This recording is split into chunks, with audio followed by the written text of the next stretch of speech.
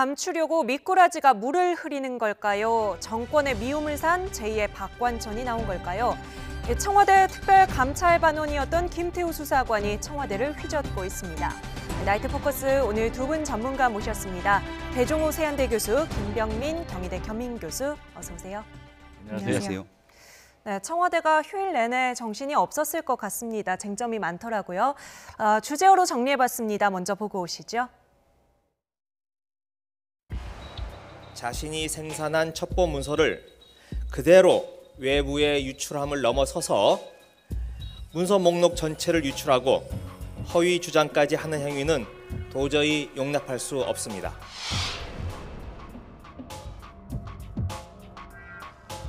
김태우 특별수사관이 비겁한 짓을 하는데요. 네네. 자기가 어떻게 됐든 교체가 됐으면은 우은균 대사 보고 있는데 문제를 안 삼고 검증을 안 했다고 하면은 그때는 말하지 못했습니다. 네. 청와대는 미꾸라지 운운하는데 의혹에 대한 해명이 바로 미꾸라지 빠져나가려는 듯한 자세이다라는 말씀을 드립니다. 자신의 비위는 감춘 채 보복성 징계라는 폭로전으로 물을 타는 감찰반원이나 감찰반원의 폭로에 맞대응하는 청와대도 민망한 건 마찬가지입니다.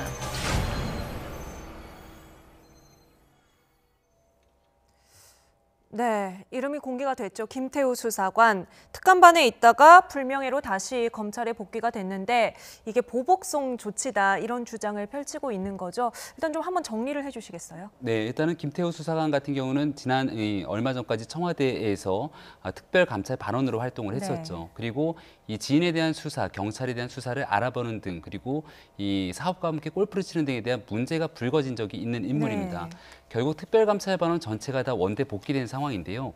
그로부터 사건에 대한 수사에서 피의자로 신분이 전환되게 되죠. 네. 그리고 각종 언론에다가 제보를 하기 시작하면서 사건의 문제가 불거지기 시작합니다. 네. 본인이 이와 같이 처우를 받게 된 계기라고 하는 것은 바로 우윤근 러시아 대사, 그러니까 현 정부에 대한 여권의 핵심 실세들에 대해서 감찰 보고서를 생산했는데 이러한 문제 때문에 본인이 이와 같은 상황에 처해졌다라고 주장하고 있는 상황입니다. 네, 일단 피의자 신분으로 전환된 날이 이런 폭로를 시작한 날과 일치하기 때문에 일단 배경이 순수한가 이런 의심은 들 수밖에 없는데 어떻게 보십니까? 배경이 좀 순수해 보이지 않죠. 네. 말씀하신 대로 이걸 처음부터 폭로하고 나섰다면은 네. 뭐 나름대로 뭐 정의감에서 했겠다 이렇게 생각이 되는데 네. 지금 문제가 된 시점도 2016년부터 이게 문제가 불거졌거든요. 네. 본인 주장에 따르면은 예. 그러면 이제 본인이 그때 당시에는 왜 이거를 폭로하지 않았는지 그 부분이 좀 이해가 되지 않고요. 네, 일단 김태우 수사관 그 내용이 나가고 있는데요. 보면서 한번 좀 설명을 해주시겠어요? 네, 그런데 우윤근 러시아 대사와 네. 관련해서는 두 가지 문제를 제기했어요. 하나는 네. 우윤근 러시아 대사가 모 건설업자로부터 1,000만 원을 받았다. 네. 그 시점이 이제 2009년이고요. 그런데 그게 계속 문제가 되니까 2016년도에 네. 이 1,000만 원을 다른 사람을 통해서 돌려주면서 차용증을 받고 돌려줬다라고 네. 주장을 하고 있고, 또 하나는 미래저축은행장으로부터 모 변호사를 통해서 검찰 수사를 무마하는 조건으로 1억 원을 받았다라는 네. 이제 이 두 가지 주장을 했거든요. 그런데 이 문제와 관련해서 계속 문제 제기를 하니까 본인이 결국 밉보여서, 즉 여권의 핵심을 계속 감찰복을 올리니까 밉보여서 본인이 쫓겨났다 이렇게 주장을 하고 있는데, 여기에 대해서 이제 우윤근 러시아 대사는 전혀 사실 무근이다라고 얘기를 하고 있고, 청와대에서는 이 두 사건이 일어난 시점이 하나는 이명박 정부에서 일어났고, 또 하나는 박근혜 전 대통령 정부 시절에 일어난 건데, 그 보수 정권 시절에도 입건조차 되지 않은 문제였다. 그런데 지금 이렇게 문제 제기를 하고 있는 것은 자신의 비위 문제로 인사조치 당하자 거기에 대해서 지금 보복적으로 나오고 있다. 이렇게 지금 주장을 하고 있는 그런 상황입니다. 네, 근거 없는 주장이라고 청와대에서는 얘기를 하고 있는 거고요. 일단 이 사건 좀 이해를 하려면 우윤근 주 러시아 대사가 정치적으로 청와대에서 어떤 성격을 갖고 있기에 문제가 되는 건지를 좀 설명을 해주시면 좋을 것 같아요. 우윤근 대사는 문재인 대통령과 굉장히 좀 각별하게 친한 관계를 형성하고 있다라고 네. 많은 사람들이 알고 있는데요. 현 정부의 비서실장이 임종석 비서실장입니다만은 당초 이제 비서실장으로 거론됐던 인물이기도 합니다. 예. 후임 만약 비서실장이 거론된다 그러면 우윤근 러시아 대사라든지 아니면은 여기에 대한 여러 가지 인물들이 거론이 될 정도의 가까운 관계로 볼 수가 네네. 있는 건데 지금 현재 얘기가 나오고 있는 거는 러시아 대사로서 임명되기 위해서는 청와대 민정수석실에서는 인사에 관한 검증들을 하게 되지 않습니까? 네.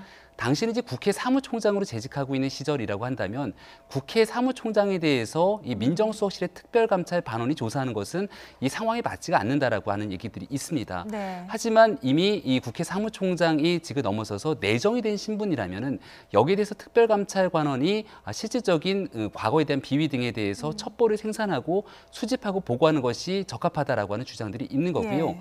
이를 토대로 이 수사관이 관련된 내용들을 상부에 보고를 했는데 우윤근 러시아 대사 당시 이제 내정자에 대한 내용들을 실제로 정확하게 보고를 하지 않고 처리가 정리된 것이 아니냐라고 하는 의혹들이 생산되고 있는 상황입니다. 네, 이 불이권 처리한 부분을 근거로 드는 거는 어떻습니까? 뭐 타당한 건가요? 아니면은 아예 뭐 불이권 처리됐으니까 거기서 더 알아봐야 되는 거 아니냐? 뭐 이런 주장도 나올 수 있을 것 같고요. 일단 청와대 그 부분에 대한 해명은 설득력이 있는 거죠. 네. 말씀드린 대로 역대 보수 정권 시절에서도 입건조차 하지 않았는데 그 부분에 대해서 계속해서 감찰하고 문제 제기를 하고 더구나 이제 본인이 인사 조치 되니까 네. 폭로하고 나선 거는 좀 문제가 있어 보이고요. 다만 우윤근 러시아 대사의 1,000만 원 문제는 지금 정확하게 해명이 되지 않고 있습니다. 그게 무슨 얘기냐면 본인은 모른다고 하고 있지만은 왜 2009년에 계속해서 달라고 했던 그 1,000만 원에 네. 대해서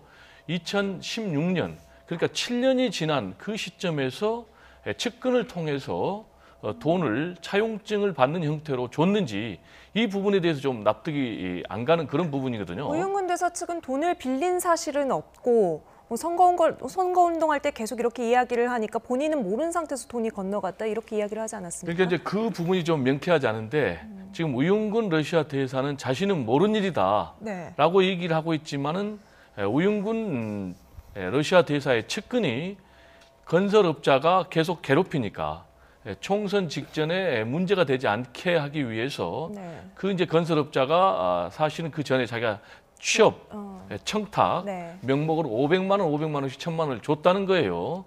그런데 그건 사실 무근이라고 지금 우윤근 러시아 대사 측은 주장을 하고 있고 네. 그런데 계속해서 자신이 사업에 망했다. 그래서 먹고 살기 힘들다. 라면서 도와달라라고 얘기하니까 총선을 치러야 되는 네. 그런 상당히 어려운 상황이니까 그런 억지 주장에도 불구하고 측근이 1,000만 원을 말씀드린 대로 차용하는 형식으로 예. 차용증서를 받고 빌려준 것일 뿐 불법 청탁 대가로 돈을 받은 적이 없다. 네. 이렇게 주장을 하고 있지만 그러면은 그런 일이 전혀 없는데 왜 또 1,000만 원을 빌려줬을까라는 예. 부분이 계속해서 의문으로 남는 그런 상황입니다. 이 부분은 결국에는 명쾌하게 조금 한 번은 밝히고 가야지 이 문제 정리하는 데 도움이 되겠네요. 그런가 하면 김태우 수사관이 전직 총리 아들 개인 사업 현황, 또 은행장 동향 같은 게 담긴 첩보 보고서도 있었다. 이 목록을 공개했는데 네. 이런 내용들은 언뜻 들어보면 민간인 사찰에 해당하는 거 아니냐 이제 이런 의혹들이 제기가 되거든요. 그러니까 민정수석실의 특별감찰반원이 실질적으로 감찰이 가능한 범위들이 있습니다. 네. 이 대통령과 그리고 대통령의 친인척, 핵심 관계자라든지 이 공공기관으로 치게 되면 공공기관장 그리고 네. 거기에 해당되는 이 주요 임원들 네. 그리고 여기에 대한 고위공직자 등에 대한 감찰은 가능한 건데요. 네. 실질적인 민간인에 대해서 불법적으로 사찰할 수 있는 권한들은 존재하지 않는 거죠. 그러니까 저 네. 수사관이 주장하는 전직 총리의 아들이라든지 뭐 민간 은행장 동향 이런 것들은 민간인에 해당하는 부분이라는 뜻이죠? 민간은행장은 당연히 민간인에 예. 해당되고요. 개헌에 관한 각 부처 동향 같은 경우도 특별감찰반원이 실질적으로 감찰에 대해서 적합하지 않는 범위라고 볼 수 있는 겁니다. 네. 전직 총리의 아들에 대한 개인 사업 현황에 대해서는 이 청와대 해명을 보게 되면은 이 관련된 블록체인, 이 비트코인 등에 대한 사업 등에 대한 문제를 따라서 실질적으로 감찰하는 과정에서 같이 딸려 나온 자료다라고 해명을 하고 있는 상황인데요. 네네. 지금 계속해서 이 김태우 수사관이 언론에다가 관련된 내용들을 공개를 하고 있는데 네. 올해 5월 같은 경우는 민간 기업의 이인걸 특별 감찰 특감 반장이 실질적으로 사찰에 대한 지시를 한 적이 있다라고 또 얘기를 하고 있는 상황입니다. 네. 따라서 여기에 대해서 관련된 직무 범위를 벗어난 이 사찰 등에 대한 지시가 있었는지 여부를 좀 확인할 필요가 있는 상황으로 보입니다. 네, 여기서 청와대가 뭐라고 좀 설명을 하는지 듣고 와야 될 것 같은데요. 오늘 김의겸 대변인의 발표 내용 들어보시죠. 자신이 생산한 첩보 문서를 그대로 외부에 유출함을 넘어서서 문서 목록 전체를 유출하고 허위 주장까지 하는 행위는 도저히 용납할 수 없습니다. 업무 범위에 해당하지 않거나 그 내용의 신빙성이 인정되지 않는 경우 폐기됩니다. 그 점을 잘 알면서도 김 수사관이 허위 주장을 하고 있는 것입니다. 김 수사관의 이러한 행위는 기존에 통보된 3가지 징계 사유와는 별도로 청와대 보안 규정을 정면으로 위배한 것이므로 이에 대해서는 오늘 법무부에 추가로 징계 요청서를 발송했습니다. 나아가 대상자의 행위는 징계 사유일 뿐만 아니라 형사처벌 대상이므로 법적 조치도 강구하겠습니다. 네, 그러니까 업무 범위에 해당하지 않거나 그 내용의 신빙성이 인정되지 않는 경우에는 폐기가 되는데 이걸 알면서도 김 수사관이 이런 주장을 한다. 그러니까 김 수사관은 청와대에서 민간인 사찰을 시켰다, 지시를 했다라는 식으로 주장을 하는 것이고 청와대는 개인이 그런 위법적인 행동을 하고 그거를 청와대가 지시를 했다고 주장하고 있다. 이렇게 말을 하는 것 같은데요. 이제 제가 볼 때는 현재 문재인 정부는 그래도 촛불 정권 아니겠습니까? 네. 촛불 혁명, 촛불 민심을 받들어서 대통령에 당선이 됐고 또 정부를 출범시켰는데 민간인 사찰을 시켰다는 것은 네. 제가 볼 때 도저히 믿어지지 않고 또 그 부분은 절대 그런 적이 없다라고 청와대가 해명을 하고 있는데 지금 이제 김 수사관의 행동이 제가 볼 때 도를 넘어도 너무 많이 넘었어요. 그게 뭐냐면 본인이 이제 특별 감찰 반원으로 취득한 그런 정보는 개인의 사유물이 아니거든요. 네. 본인이 공직자로서 자기의 직무와 관련해서 획득한 그런 문건, 정보를 지금 마치 사유물처럼 본인이 폭로한 이런 행위, 이거는 사실 실정법을 위반한 거고 네. 매우 잘못된 그런 처신입니다. 그래서 청와대에서는 이거는 청와대 보안 규정 위반이라고 기존에 이제 3가지 문제 비위 관련해서 징계 요구를 했는데 지금 추가 징계 요구를 하겠다 이렇게 나서고 있고요. 지금 이제 본인이 자기가 감찰해가지고 그게 민간인 불법 감찰이다라고 얘기하는 것도 자기 모순 아니겠어요?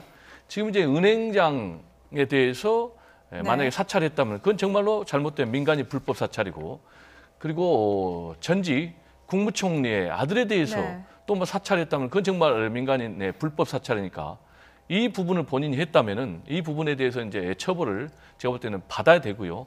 그리고 이제 나머지 그 한 4가지 또 쟁점이 있습니다. 예. 그 쟁점이 뭐냐면은 외교부 모 간부의 일탈된 사생활 문제. 이거는 공직자니까 제가 볼 때 할 수 있을 것 같고 그리고 또 재활용 쓰레기 대란 당시에 관련 부처의 동향. 이거는 뭐 제가 볼 때는 해도 될 것 같고 그다음에 이제 고용부의 삼성 반도체 작업 환경 보고서 공개 여부와 관련해서 동향 파악. 이것도 제가 볼 때는 뭐 감찰 범위에 들어간 것 같아요. 그리고 이제 개헌과 관련해서도 제가 볼 때는 이 부분은 좀 논란이 있을 것 같은데 지금 청와대 해명은 개헌 문제의 주 업무 부처가 민정수석실이니까 여론수렴 차원에서 했다라고 얘기하지만 이거는 이제 야권에서는 굉장히 정치적인 공세에 나올 것 같고요.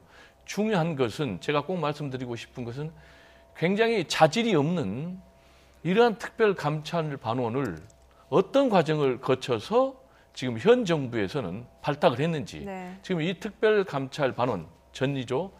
김 수사관 같은 경우는 이명박 정부 시절에 박근혜 정부 시절에도 근무를 했다는데 그래서 선발 과정에도 뭔가 좀 허점이 있지 않느냐 이런 생각이 듭니다. 인사 검증 과정에 오히려 문제가 있었던 것 아니냐. 방금 전에 배 교수님께서 이제 믿어지지 않는 일이다라고 말씀을 하셨는데 그렇기 때문에 지금 이 일이 이렇게 파장이 크고 이 김태우 수사관 본인은 제2의 박관천으로 자처를 하고 있는 거 아니겠습니까?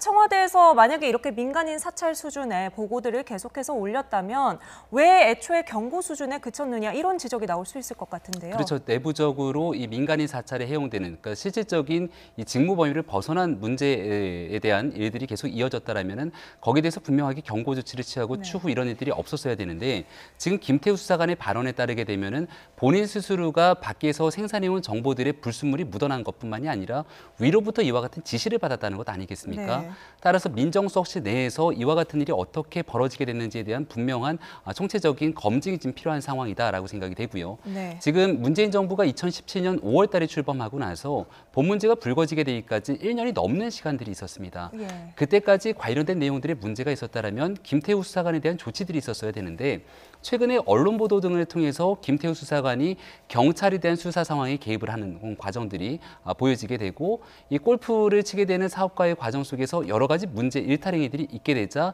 결국은 검찰로 원대 복귀를 시키게 됩니다. 네. 여기에 대한 적합한 징계 조치가 이루어지지 않았다라고 해서 조국 민정수석을 향한 여러 가지 문제를 제기하고도 있었던 상황이거든요. 네네네. 이 모든 것들이 현 정부 청와대 내에서 일어난 상황이기 때문에 일단은 명확한 상황 파악이 되고 난 뒤에 이 문제에 대해서 분명히 따져물을 필요가 있겠다라는 생각이 듭니다. 네, 지금 조국 민정수석에 대한 뭐 이런 비판 같은 이야기까지 해주셨는데 그렇지 않아도 이 청와대가 해명을 함에도 불구하고 야당에서는 파상 공세가 이어지고 있습니다. 이 공격이 임종석 비서실장 그리고 조국 민정수석을 향하고 있는 것도 맞고요. 한번 들어보시겠습니다. 이번 사건이 박관천 사건과 크게 다르지 않다. 데자뷰를 보는 것 같다고 생각을 합니다. 이제 문재인 대통령도 이 부분에 대해서 임종석 실장과 조국 수석이 책임 있게 이야기할 수 있도록 해야 된다고 생각을 합니다. 자유한국당은 이번 의혹을 국기문란 행위로 규정하고 조속히 운영위원회를 소집해서 이 부분에 대해서 일단 명명백백하게 사실을 밝힐 것을 말씀드립니다. 청와대 특별감찰관이 있었다면 청와대 비서실장과 조국 민정수석 등의 제 식구 감싸기 행태가 쉽게 이루어지지 못했을 것입니다. 청와대 내부에 견제 장치가 마비되어 있기 때문입니다.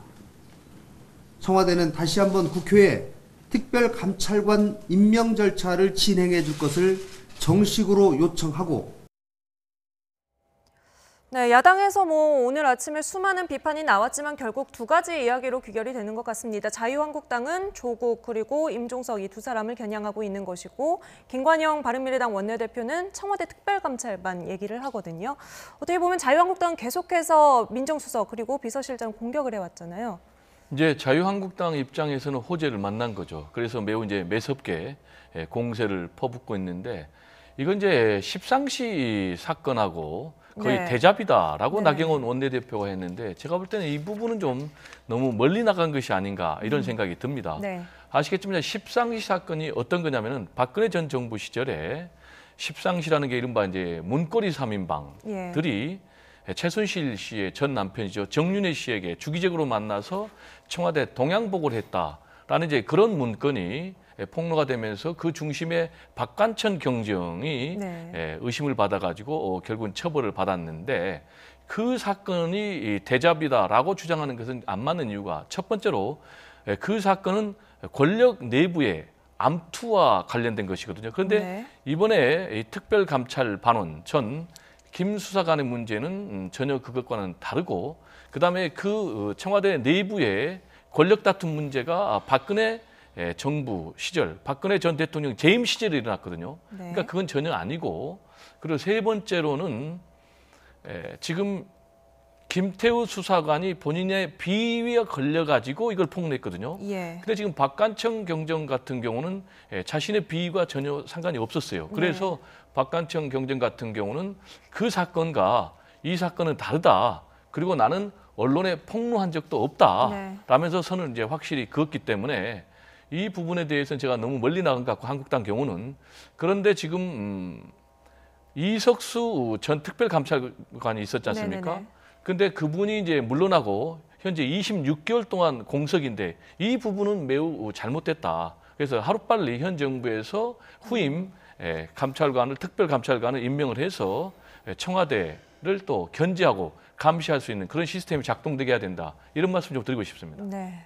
그러니까 청와대의 민정수석실의 역할이라고 하는 것은 대통령 그리고 대통령과 가까운 친인척 그리고 청와대의 고위공직자 참모진에 대한 이 검증 과정 그리고 관련된 문제들이 있으면 이를 분명하게 처리하는 역할들을 해야 되는 곳이라고 볼 수 있습니다. 그러니까 과거에 이 문제를 가지고 이 십상시 파동과 같이 맞물려서 이야기를 하는 이유는요. 당시의 최순실 국정농단 사건의 핵심이라고 볼 수 있는 정윤회와 십상시에 대한 문건이 일어나게 됐는데 결국 이 문제에 대한 본질적인 근본 문제를 해결하기보다는 문건을 생산한 사람 그리고 이를 밖으로 유출한 사람에 대한 과정들을 문제 삼았던 것 아니겠습니까? 지금 최초로 문제가 제기가 되고 있는 것은 우윤근 러시아 대사가 임명되는 과정 속에서 관련된 과거의 비위에 대한 첩보 문서를 생산하고 이것을 상부로 보고했는데 그러한 것들이 제대로 이루어지지 않았고 결국 이 문제로 인해서 실질적인 불이익의 조치를 받았다는 겁니다. 그렇다면 이 문제가 과연 민정수석실 내에서 여권 핵심 관계자에 대한 불편한 첩보들이 생산됐음에도 불구하고 제대로 된 보고와 조치가 이루어졌는지를 확인해 봐야 되는데 그런 일들이 이루어지지 않고 묵살됐다라면은 과거 정부에 있었던 것처럼 이 민정수석실 내에서의 문제들이 똑같이 동호반복되는 일들이 일어날 수 있다 이렇게 볼 수가 있는 거거든요. 따라서 이 문제에 대해서는 청와대가 굉장히 깊이 있고 핵심적으로 문제 사건들에 대해서 다시 한번 면밀히 살펴볼 때가 아닌가 이런 생각이 듭니다. 네, 말씀하신 부분 관련해서 우윤근 대사 그 임명 과정에서 이제 서로 말이 다르잖아요. 어디까지 보고가 됐는지 이 부분은 왜 이렇게 막 말이 다를 수밖에 없을까요? 그러니까 이 내용을 보게 되면은 이 우윤근 대사가 한 언론과의 인터뷰에서 대사로 내정되고 난 뒤에 임종석 실장이 의혹에 대해서 물어왔다. 그리고 본인이 지나간 일이라고 하소연을 했다라고 얘기를 하게 됩니다. 그리고 시간이 조금 지나고 나서 임종석 실장은 이 문제를 보고받은 적이 없다라고 선을 긋게 되거든요. 보고받은 적이 없다라고 선을 긋게 되니까 우윤근 대사의 말이 또 바뀌게 되는 게 대사가 부임하고 난 뒤에 지나간 일로 검증을 받았다라고 임종석 실장이 물은 것이 아니라 본인이 얘기했다라고 말이 바뀌게 되는 거죠. 결국은 이 문제에 대해서 관련된 내용들을 특별감찰 반원이 문건을 생산해서 상부로 보고를 했다라는 것이 지금 주장되고 있는 건데 이 조국 민정수석과 임종석 비서실장에게 이 문제가 적합하게 보고됐는지에 대해서 서로 말이 엇갈리고 있는 상황이거든요. 그러다 보니까 김태우 수사관에 대해서 일방적인 주장으로 지금 한 명의 미꾸라지라고 표현을 하게 되는데요. 그렇다면 이게 미꾸라지의 실질적인 잘못된 언행인지 아닌지에 대해서는 분명한 사실관계 파악을 청와대가 우선적으로 해야겠죠. 네, 알겠습니다. 자, 박지원 민주평화당 의원은 청와대의 손을 좀 들어줬습니다. 김태우 수사관의 주장에 대해서 비판적인 입장을 내놨고 여기에는 우윤근 대사에 대한 평소에 본인의 좀 견해가 담겨 있는데요. 직접 들어보시죠. 제가 아는 우윤근 대사는 굉장히 진실성 있는 분입니다. 그렇기 때문에 아마 그 우윤근 대사가 얘기한 대로 임종석 비서실장이 얘기한 대로 그 문제는 부임하면서 되게 이제 비서실장한테 전화를 하는 거니까 또 같은 정치 국회의원을 했기 때문에 그런 불만을 토로했을 거고 또 임종석 실장은 실제로 잘 모르니까 그러한 보고를 받은 적 없다라고 한 것이 그렇게 와전되지 않는가. 김태우 수사관이 뭐 역대 이명박 박근혜 정부에서도 계속 일했기 때문에 왜 이러한 분들을 받아들여 가지고 과거의 관행들이 습성들이 지속됐을까? 김태우 특별수사관이 지금 이렇게 물고 늘어가기식 비겁한 짓을 하는데요. 자기가 어떻게 됐든 교체가 됐으면은 왜 당시에 우은균 대사 보고 있는데 문제를 안 삼고 검증을 안 했다고 하면은 그때는 말하지 못했습니까?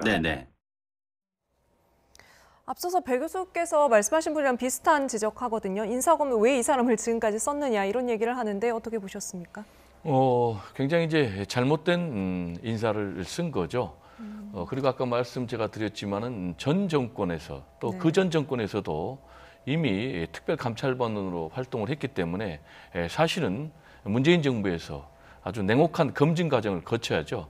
왜냐하면 아무래도 갑질에 좀 만연돼 있을 수가 있거든요. 냉혹한 검증 과정을 거쳐서 뭐 통과를 하지 않았을까요? 그 부분은 결과론적으로 보면 잘못된 거죠. 검증 과정이 허술한 거죠.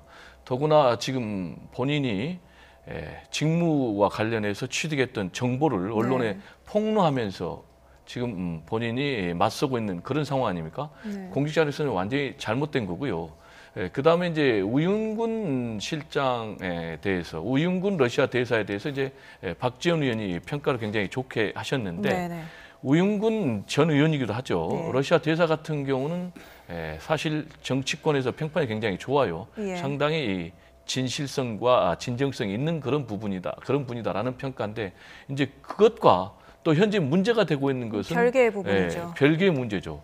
그리고 과연 임종석 비서실장은 이 문제에 대해서 보고를 받았는지 안 받았는지, 여기에 대해서 지금 김태우 수사관 같은 경우는 보고를 올렸다. 받았다라고 반장에게 그렇게, 특별 반장에 그렇게 들었다, 감찰 반장에 들었다라고 얘기를 하고 있고, 임종석 실장은 나는 들은 바 없다라고 얘기를 하니까 이 부분에 대해서 진실 검증이 이루어져야 되는데, 지금 중요한 것은 청와대 기강회의 문제는 좀 반드시 짚고 넘어가야 될 것 같아요. 네. 왜냐하면은 얼마 전만 해도 무슨 문제가 있었습니까? 청와대 의전을 총괄하는 의전 비서관이 음주운전에 달려가지고 결국은 이제 걸려가지고 결국 이제 청와대 자리에서 쫓겨났고, 그 전에는 또 청와대 경호처 직원이 음주 폭행해가지고 무리를 빚어서 네. 이런 상황에서 대대적으로 청와대 기강을 바로잡자라는 문제 제기를 했음에도 이런 문제가 또 터졌거든요. 네. 그럼 왜 이런 문제가 터졌느냐? 제가 볼 때는 초동 대처를 잘못했다.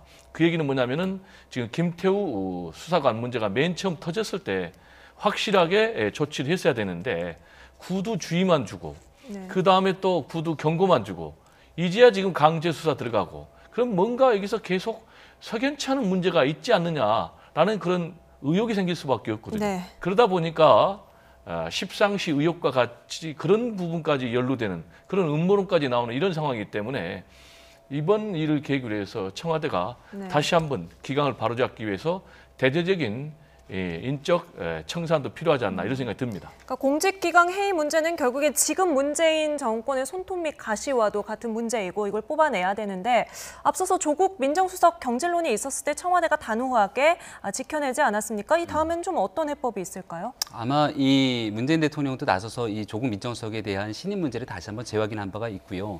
이 청와대에서도 사실상 촛불 정권의 상징과도 같다라고 하면서 조국 민정수석에 대해서는 경질에 대한 의사가 없음을 분명히 한 것 네. 같습니다. 하지만 이러한 상황이 반복될수록 아마 야권 입장에서는 조국 민정수석을 둘러싸고 있는 공직 기강에 관한 문제, 그리고 인사검증의 실패에 대한 문제로 강하게 이 청와대를 공격할 가능성이 높게 되는데요.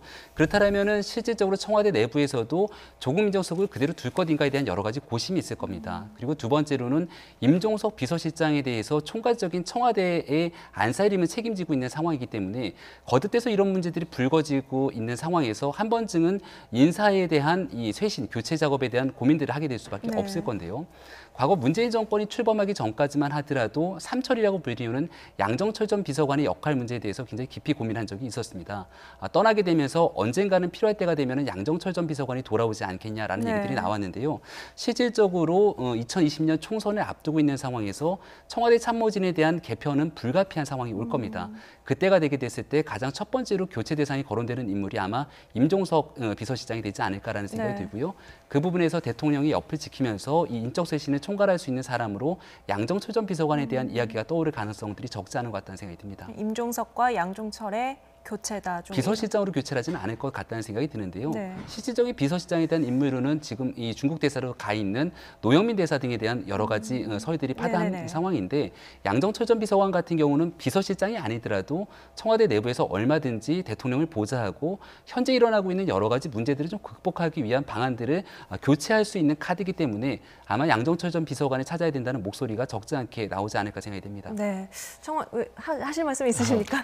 지금 이제 우리 김 교수님께서 네. 인사까지 다 단행한 것은 제가 볼 때는 너무 빠르고요. 네. 지금 이거 이제 예측을 하신 거죠? 그렇습니다. 문재인 대통령 입장에서 조국 민정수석을 같이 갈 수밖에 없는 이유가, 조국 민정수석은 이제 적폐청산을 쭉 주도해왔고, 네. 또 사법개혁을 앞으로도 계속 해야 되거든요. 네. 고위공직자 비리 수사죄라든지, 그리고 검경 수사권 조정이라든지 이런 문제를 해야 되기 네. 때문에 일단 본인이 같이 가야 되는 그런 상황이고, 또 하나는 지금 이제 야권, 특히 한국당에서 네. 강하게 조국 민정수석 사퇴를 계속해서 요구해 왔었거든요. 이미 예. 오래전부터. 거기다 또 이제 임종석 비서실장 사퇴까지 요구하고 있는 이런 상황에서 여기서 물러서면은 국정 주도권을 완전히 뺏겨버리고 네. 그립을 놓치기 때문에 제가 볼 때 양보하기는 어려운 그런 상황이고요. 통상 총선 한 1년 정도 남겨두고 네. 그러니까 총선이 이제 4월이니까 한 3, 4월 정도 하는데 제가 볼 때는 그때쯤 가서 할 것 같고 왜냐하면 어차피 네. 청와대에도 총선 출마할 사람들이 많거든요. 알겠습니다. 그래서 지금 인사단행 얘기는 네. 좀 너무 빠른 것 아닌가 이런 생각이 듭니다. 이번 사태를 해결하기 위해서 조국 민정수석을 교체하거나 경질하지는 않을 것이다 라는 말씀이시고요. 저희는 다음 주제로 넘어가 보겠습니다. 자, 여야가 오늘 12월 임시국회 첫날부터 선거제 개혁에 대한 합의 내용을 둘러싸고 이견을 보였습니다. 주제열을 보고 오겠습니다.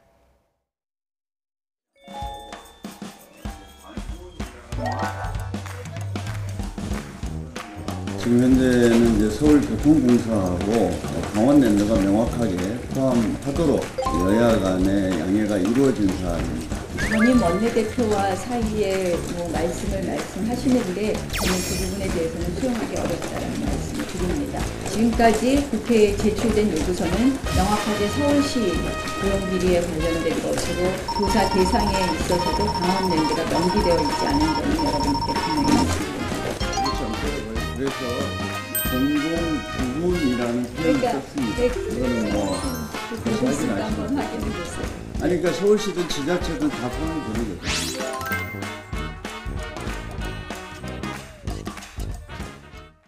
네. 화면만으로도 기싸움이 느껴지는데요. 여야가 선거제 합의문 잉크 마르기도 전에 서로 딴소리한다. 오늘 이런 평가 많았습니다. 어떻게 보셨습니까? 네. 연동형 비례대표제를 둘러싸고 있는 선거제도에 대한 합의문은 사실상 손학규 바른미래당 대표 그리고 정의당 이정미 대표가 꽤 오랜 기간 동안 국회 로텐도에서 단식을 이어가고 있었습니다. 네. 이 부분에 대해서 단식을 풀고 여야가 머리를 맞댈 필요가 있었고요. 여기에 대해서 극적으로 지난 주말에 합의를 이끌어낸 것이죠. 하지만 이 합의를 이끌어냈다는 것이 연동형 비례대표제를 받는 조건으로 합의를 이끌어냈다고 보기엔 좀 어려운 측면들이 있을 겁니다. 네. 올해 12월까지가 정치개혁특별위원회의 활동 시한이었는데요. 네. 이것을 내년 1월까지로 기한을 연장하게 되고 이 부분에 대해서 보다 적극적으로 검토를 하기 위해서 시한을 연장하게 된 것인데 네. 일단 정의당의 심상정 정치개혁특별위원회 위원장 입장에서는 연동형 비례대표제를 바탕으로 이제 합의된 것처럼 이야기를 하다 보니까 여야 간의 이견이 좀 도출됐다라는 생각이 들고요. 네. 이 문제는 아마 이제 앞으로 시간이 조금 더 주어진 만큼 여야 5당이 머리를 맞대고 연동형 비례대표제를 포함한 선거구제 개혁에 어느 만큼 합의를 가져갈 것인지는 시간을 두고 조금 더 해결해야 될 문제가 아닌가 생각됩니다. 네, 시간을 두고 해결해야 되는데 지금 야 3당은 1월 임시국회에서 처리를 하려면 연말 안에는 정개특위에서 구체적인 안이 나와야 된다 이런 주장인 것 같은데 시간상으로 가능합니까 이게? 어떻게 보세요? 시간상으로는 가능하지만은 일단 결론이 쉽지 않죠. 왜냐하면은 거대 양당, 민주당, 한국당은 연동형 비례대표제를 도입하고 싶은 생각이 없거든요. 네. 그러면 이번에 극적인 합의가 왜 일어났느냐? 결국은 그거는 이제 손학규 대표 그리고 이정미 대표가 되니까. 단식을 네. 10일까지 했거든요. 그럼 더 이상 가면은 생명이 위험해지거든요. 그러면 네. 이제 굉장히 곤란해지니까 문희상 국회의장이 문재인 대통령에게 SOS를 쳐가지고 문재인 대통령이 사실상 개입을 한 거예요. 만약에 국회에서만 합의를 한 다음에 지지를 하겠다라는 네. 이제 그런 입장을 밝혀서 그게 탄력을 줘가지고 결국 이제 극적으로 합의가 됐는데 예. 정확하게 얘기하면 합의가 아니고 급한 불 끈 겁니다. 그래서 다시 지금 도돌이표가 되는 그런 상황인데 합의문을 들여다보면 검토한다. 이제 이런 말들이 굉장히 느슨하게 해석할 수 있는 여지가 많아진 그렇습니다. 거죠. 합의문을 보면 연동형 비례대표제 도입을 적극 검토한다. 네. 그러니까 검토한다가 돼 있어요. 그리고 자유한국당 같은 경우에는 그 단어에 굉장히 방점을 두는 거고요. 그렇습니다. 검토한다고 그다음에 의원 정수 10% 확대를 검토한다가 아니라 또 확대를 검토한다가 아니라 나경원 원내대표가 개입을 해서 확대 여부란 말을 또 넣었어요. 네. 즉 그 얘기는 하기 싫다는 얘기인데 지금 이제 민주당 홍영표 원내대표도 국회가 한다고 다 되는 것이 아니고 국민의 동의가 있는 네. 그런 선거제도를 개편해야 된다라고 주장하고 있고 나경원 원내대표는 한 걸음 더 나아가서 단순 검토한다고 그랬지 언제 한다고 그랬냐 플러스 네. 권력구조 개편까지 얘기하면서 개헌 얘기까지 꺼냈거든요. 네. 즉 이 얘기는 안 하겠다는 거거든요. 그럼 이제 앞으로 한 4가지 결론밖에 없어요. 첫 번째 결론은 아예 아무것도 안 하든지 네. 아니면은 극적으로 해가지고 100% 연동형 비례대표가 되든지 근데 이거는 할 확률이 거의 제로입니다. 네. 그럼 이제 권역별 연동형 비례대표제를 도입하든지 또는 그냥 비례대표 숫자를 늘리든지 네. 이 정도 선에서 뭔가 결론이 나올 텐데 하여튼 어떤 결론이 나오든지 연동형 비례대표제를 그대로 반영하는 그런 결론이 나오기는 매우 희박한 상황이다. 네. 이런 말씀을 드리고 싶습니다. 그럼 도대체 합의문은 어떻게 나온 건지 여야의 입장을 다시 한번 들어보도록 하겠습니다. 이 선거제도에서의 그 합의 내용에 기초해서 정개특위에서의 논의를 좀 더 속도감 있게 진행할 필요가 있다라고 하는 점에 공감을 했고 앞으로 정개특위를 중심으로 이 논의를 좀 더 빠르게 진행해 나가서 그 합의 사항이 정상적으로 이행될 수 있도록 노력을 하겠다는 말씀을. 선거제도에 관련돼서는 사실은 그 합의문을 잘 읽어보시면 아실 수 있다시피 모든 것을 열려놓고 검토한다는 것부터 출발하는 것입니다. 어떠한 내용도 이미 결정된 부분이 없습니다. 그래서 이것을 마치 기정사실화하는 것은 사실과 좀 다르다, 이런 부분을 다시 한번 명백히 밝혀드립니다. 네. 김관영 원내대표는 합의 내용에 기초해서, 그러니까 이 합의 내용에 연동형 비례대표제가 있다는 내용을 염두에 두고 굉장히 강조를 한 것 같고, 나경원 자유한국당 대표는 검토한다는 부분 다시 한번 강조를 했는데, 더불어민주당은 어떻습니까? 어디에다 강조점을 두고 있나요? 더불어민주당 같은 경우는 일단은 권역별 비례를 바탕으로 여러 가지 검토에 대해서 굉장히 긍정적으로 검토하고 있는 것은 사실인 것 같습니다. 네. 다만 연동형 비례대표제를 도입하기 위해서는 첫 번째로 지금 253석인 지역구 의석, 그리고 47석인 비례대표 의석에 대한 조정이 필요한데요. 그러면은 지역구 의석을 줄이거나 아니면은 전체 정원들을 늘려서 비례대표 숫자를 늘려야 되는데요. 네. 현재 있는 지역구 의원들이 자신의 지역구를 내어놓으면서 지역구를 줄이겠다라고 하는 것은 현실 가능성이 1%도 없다라고 많은 사람들이 판단하는 것 같습니다. 네. 그러다 보니까 자연스럽게 연동형 비례대표제를 도입하기 위해서는 국회의원의 의석수 중원이 반드시 필요한 상황인데, 지금 현재 이 정개특위의 간사, 더불어민주당 간사를 맡고 있는 이 박종민 의원 같은 경우는, 김종민 의원 같은 경우는 이 문제에 대해서 실질적으로 국회의원 의석수에 대한 증원이 국민적 동의를 얻은 상황이라고 볼 수가 없는 거기 때문에 국민의 합의를 바탕으로 해서 이 문제를 보다 깊이 있게 검토할 필요가 있다는 거죠. 사실은 연동형 비례대표제가 선거구제 개편에 대해서 손학규 대표 그리고 이정미 대표의 단식으로 국민적 관심을 막 촉발시키고 있는 상황입니다. 하지만 연동형 비례대표제를 도입하는 것만이 사실상 선거구제 개편에 있어서 반드시 필수 불가결한 요소라는 것에 대해서는 국민 모든 상황이 동의하지는 않는 상황으로 볼 수 있는 거거든요. 따라서 국민에 대한 동의를 이끌어내기 위해서 과연 국회의원 숫자에 대한 증언이 필요한 것인지 여기서부터 진지하게 검토할 필요가 있다는 게 아마 더불어민주당을 비롯한 한국당에서도 비슷한 내용을 갖고 이야기를 하는 것 같습니다. 네. 그러니까 국민의 동의라는 부분에 더불어민주당은 좀 방점을 찍어두고 있는 것 같은데, 이 의원 정수 확대 부분에 있어서 자유한국당은 더불어민주당보다 더 부정적인 입장인 것 같은데요. 그렇게 볼 수 있죠? 네, 그렇습니다. 지금 이제 국민의 동의 얘기를 했는데요. 국민들이 동의를 하지 않는 것은 의원 정수를 확대하는 것보다는 생산성 없는 국회에 대해서 동의를 하지 못하고 있는 거예요. 지금 굉장히 연동형 비례대표제를 도입하기 좋은 조건인 게 뭐냐면은 전문가들도 다 이 연동형 비례대표제를 도입해야 된다고 그렇게 주장을 하고 있거든요. 그리고 또 시민사회단체도 다 이 제도를 도입해야 된다라고 주장을 하고 있어요. 일단 국민적 관심이 높아졌죠. 그렇습니다. 그러니까 전문가 시민사회단체에서 다 필요하다고 손을 들어주고 있거든요. 그러면 왜 손을 들어주느냐라는 것과 관련해서는 현재의 선거제도는 민심을 제대로 반영하지 못하고 민심을 왜곡시킨다는 거예요. 즉 그 얘기는 뭐냐면은 거대 양당이 총선에서 두 정당이 얻은 득표율을 보니까 한 60%가 안 되거든요. 근데 실제 의석수는 80%가 되거든요. 그러면 이제 민심하고 의석수가 불일치가 되거든요. 그러면은 권력 배분이 불일치가 되는 거고, 그러다 보면은 국민들의 필요한 그런 욕구들이 제대로 정책에 반영이 되지 않기 때문에 사회의 불만과 갈등이 높아지고, 또 사회 갈등을 합리적으로 해결하는데 굉장히 어렵다. 그래서 사회 갈등 지수가 높아진다는 거예요. 그래서 이 부분은 바로 잡아야 되는데, 그러면 의원 정수를 과연 늘릴 수 있겠느냐? 제가 볼 때는 늘릴 수가 있다고 봐요. 왜냐? 말씀드린 대로 전문가들이 강력하게 지금 주장을 하고 있고, 시민사회단체가 주장을 하고 있고, 그러면 세 번째로 정치권, 국회가 나서서 국민들을 설득하면 되는 거예요. 다만 전제 조건이 있는 겁니다. 그건 뭐냐면 첫 번째로 세비를 동결해야 될 필요가 있어요. 네. 이 세비를 동결해야 될 필요가 있고 그리고 여러 가지 국회의원들의 특권들을 내려놓을 필요가 있어요. 그리고 또 마지막으로는 정말로 생산성 있는 그런 국회의 모습을 보여줘야 되는데 현재의 양당 위주의 선거 제도는 기득권에 안주하는 그런 제도이기 때문에 국회가 생산성 있는 국회의 모습을 보여주기는 굉장히 어렵다. 저는 이렇게 말씀을 드리고 싶습니다. 말씀하신 부분은 뭐 심상정 정개특위위원장이 애초에 주장했던 부분이기도 한데 과연 국회의원들이 요구를 들어주겠느냐 하는 말이죠. 나경원 원내대표 같은 경우에는 이거 얘기하면서 원포인트 개헌 쪽에다가 조금 더 초점을 맞추는 것 같은데요. 네, 그럴 수밖에 없는 이유가 있습니다. 이 연동형 비례대표제를 도입하겠다는 것은 이것을 받는 순간 자연스럽게 대한민국에 대한 정치 구도가 다당제의 형태를 근간으로 변화가 될 수밖에 없는 상황이죠. 네. 그러니까 연동형 비례대표제만이 정답이다라고 얘기하는 전문가들은 없는 것 같습니다. 그러니까 실질적으로 연동형 비례대표제가 필요하다고 얘기하는 전문가들도 있고요.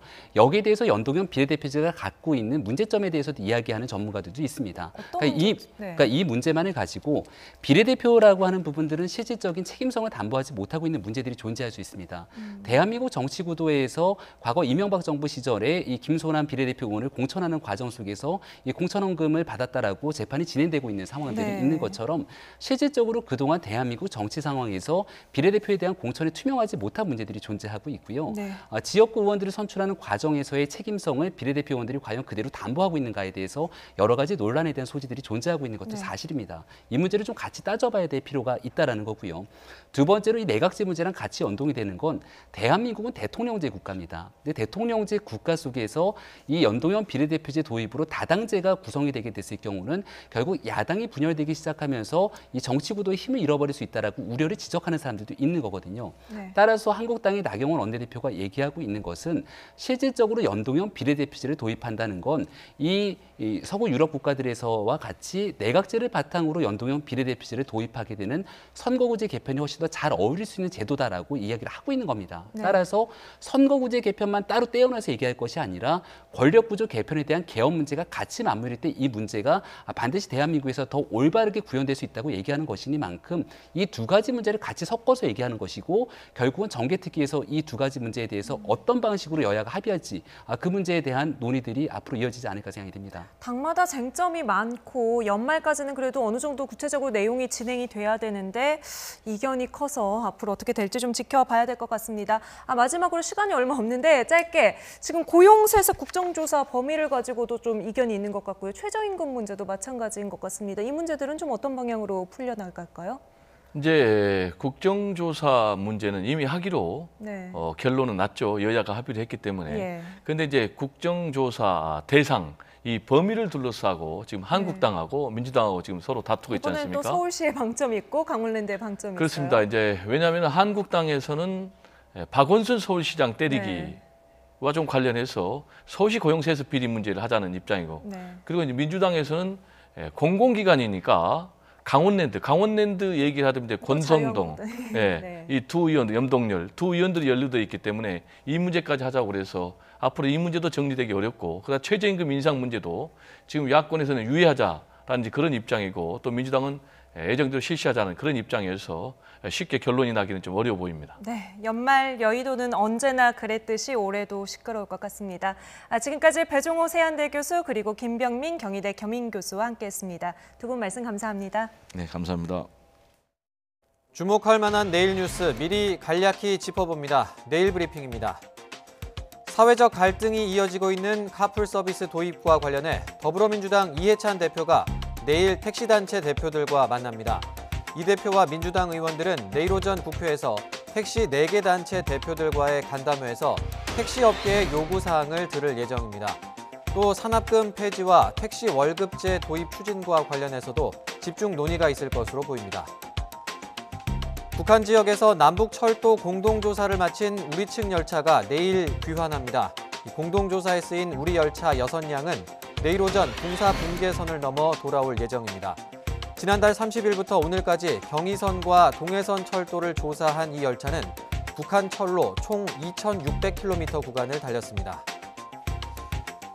유엔 총회가 우리 시간으로 내일 새벽 본회의를 열어 북한의 인권 개선을 촉구하는 대북 인권 결의안 채택에 나섭니다. 유엔의 북한 인권 결의안 발의와 채택은 올해로 14년째입니다. 다만 올해는 현재 진행 중인 외교적 노력을 환영한다는 문구가 추가돼 남북 그리고 북미 정상회담으로 조성된 대화와 협상 기조에 대한 지지를 나타냈습니다. 지금까지 내일 브리핑이었습니다.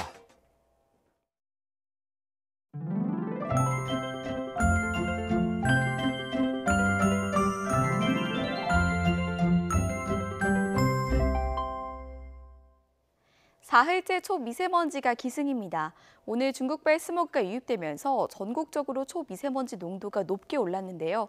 내일도 대기가 정체되면서 중서부 지역을 중심으로 초미세먼지 농도가 나쁨 수준까지 오르겠습니다.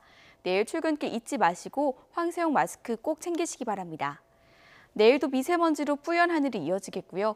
경기 서해안과 충남에는 새벽부터 오전 사이 산발적으로 눈이 날리는 곳이 있겠습니다. 내일 아침 기온은 예년과 비슷하거나 조금 더 높겠습니다. 서울 아침 기온 영하 2도, 대구 영하 2도, 광주 영하 1도로 예상되고요. 낮 기온은 예년보다 2에서 4도가량 높겠습니다. 서울 낮 기온 7도, 대구 9도, 부산은 11도로 예상됩니다. 이번 주 내내 예년보다 온화한 날씨가 이어지겠고요. 목요일에는 남부와 제주도에 비가 내릴 것으로 전망됩니다. 지금까지 날씨 정보였습니다. 불길에 휩싸인 집에 뛰어들어가 90살 할머니를 구한 노동자가 있습니다. 스리랑카 출신의 이주 노동자 니말 씨인데요. 세계 이주민의 날인 내일 법무부로부터 영주권을 받게 된다고 합니다. 니말 씨는 기쁜 마음에 오늘 스리랑카 사원에 가서 한국 사람 모두 잘 되게 해달라고 기도했다고 합니다. 오늘 누군가에게 좋은 일이 있었다면 니말 씨의 기도 덕분이 아니었을까요? 뉴스나이트 여기서 인사드립니다. 편안한 밤 보내십시오.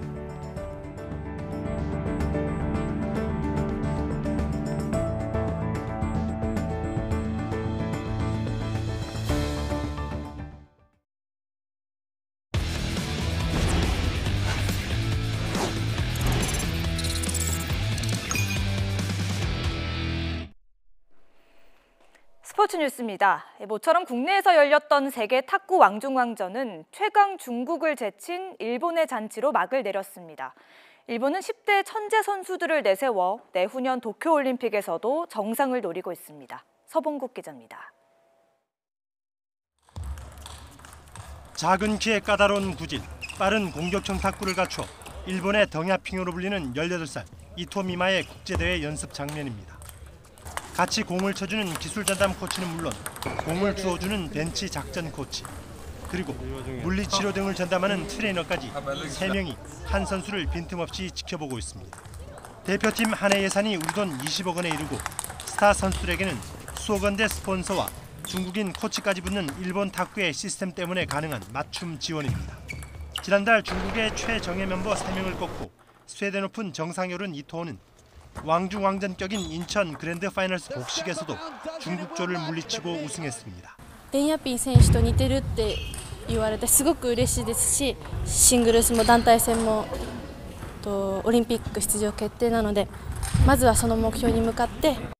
남자 탁구의 경우는 중국식 백핸드에 포핸드 속공을 접목한 15살 천재 소년 하리모토가 태풍을 불러일으키고 있습니다. 부모가 모두 중국 출신이긴 하지만 일본 협회의 집중적인 조련으로 특유의 스타일을 완성했고 상반기에 최강 마루, 장지커를 누르고 일본 오픈을 제패한 데 이어 그랜드 파이널스 단식 최연소 우승 기록까지 갈아치웠습니다. 생각을 좀 바꿔서 이제는 한 코치가 한 선수만 이렇게 뭐 여러 선수를 가리키는 게 아니라 우리도 한 선수한테 좀 적극적인 어떤 그런 그 전문적인 그 코치들이 좀 따라 붙어서 기술 향상을 해야 되지 않나.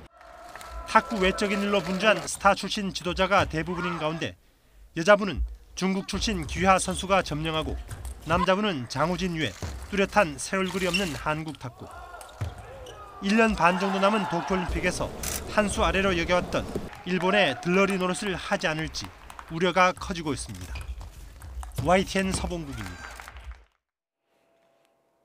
잉글랜드 프리미어리그 리버풀이 라이벌 맨유를 누르고 17경기 무패 행진을 달렸습니다. 독일과 이탈리아 리그에서도 선두 팀들의 무패 시대가 이어지고 있습니다. 김재형 기자입니다. 오프사이드 라인을 피한 침투와 패스, 마무리까지 3박자가 환상적으로 맞아떨어집니다. 맨유를 무너뜨린 리버풀 마네의 선제골입니다. 맨유 링가드의 동점골을 허용했지만 리버풀은 특급 조커 샤키리의 연속골로 다시 완호했습니다. 1대1로 맞선 후반 24분 교체 투입된 샤키리는 불과 2분여 만에 결승골을 꽂았습니다. 수비수를 맞고 굴절된 공이 다시 크로스바를 맞고 골문으로 들어가는 행운이 달았습니다. 샤키리는 7분 뒤 또 한 번 슈팅이 굴절되면서 승리를 결정짓는 쐐기골까지 터뜨렸습니다. 맨유를 3대1로 꺾은 리버풀은 6연승을 기록하며 우승 후보 맨시티를 따돌리고 선두를 질주했습니다. 지난주 맨시티의 무패 행진이 깨진 상황에서 누구도 예상하지 못한 17경기 무패입니다. Very. It was a good game. The brilliant start was one of the best performances we had. Nearly perfect night for us. 독일에선 도르트문트가 브레멘을 한 골 차로 따돌리고 개막 15경기 무패를 달렸습니다. 선제골을 넣은 이 선수, 이적 첫해 11골로 득점 선두에 오른 알카셀의 활약이 빛납니다. 2위 메넨글라트바흐의 승점 8을 앞서 7년 만에 우승에 대한 기대감도 커지고 있습니다. 이탈리아 세리아에서는 호날두를 앞세운 유벤투스가 16경기 무패로 선두를 달립니다. 주말 경기에서 페널티킥으로 시즌 11호 골을 넣은 호날두는 득점 2위를 질주했습니다. YTN 김재훈. 프로배구 현대캐피탈이 블로킹 우위를 앞세워 우리카드를 완벽히 제압했습니다. 현대캐피탈은 천안 홈경기에서 블로킹 수 14대 0으로 상대 공격을 차단하며 3대 0으로 이겼습니다. 현대 주 공격수 문성민은 서브 에이스 2개를 추가해 V리그 역대 최초로 서브 득점 300개 대기록을 세웠습니다. 여자 쇼트트랙 대표 심석희가 평창 동계올림픽을 앞두고 자신을 폭행한 조재범 전 코치에게 엄벌을 내려달라고 법원에 호소했습니다. 심석희는 수원지방법원에서 열린 조 전 코치의 항소심 공판의 증인으로 나와 눈물을 흘리며 이같이 요청했습니다. 심석희는 조 전 코치가 자신을 밀폐된 곳으로 끌고 가 무자비하게 폭행했고 다른 선수들도 고막이 찢어지는 등 상처를 입었다며 피고인이 같은 범죄를 반복하지 않도록 강력한 처벌이 이루어지기를 바란다고 말했습니다. YTN 스포츠 뉴스 마칩니다. 시청해주신 여러분 고맙습니다.